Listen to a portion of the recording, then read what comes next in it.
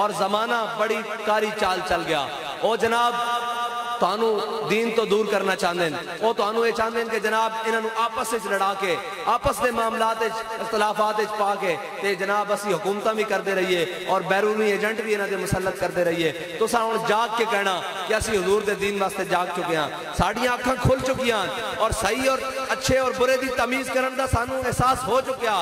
ہن وقت آ چکیا پاکستان دے اوتے کہ اسی حضور دا دین تخت تے لے آئیے. دب کے نعرہ لاؤ, تاجدار ختم نبوت, تاجدار ختم نبوت. تسی حضور دے دین نال کھڑے ہو, اے میں تواڈے نعرے دے جواب دسنا چاہیے کہ تسی حضور دے دین نال جناب کھڑے ہو اور طاہری صاحب دی بھرپور کمپین کرو گے اور انشاءاللہ ہر سطح دے ہوتے انہاں دی حمایت کرو گے.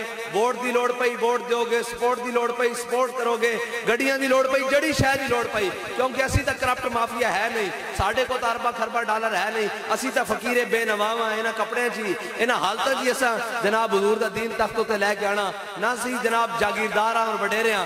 اساں تا تواڈے غریباں کول ہی, اسی خود غریب ہاں لہذا اسی تواڈے غریباں کول ہی ہر شے منگنی. تے جناب تسی یہ یقین دلاؤ کہ تسی طاہری صاحب دے نال کھڑے ہو گے.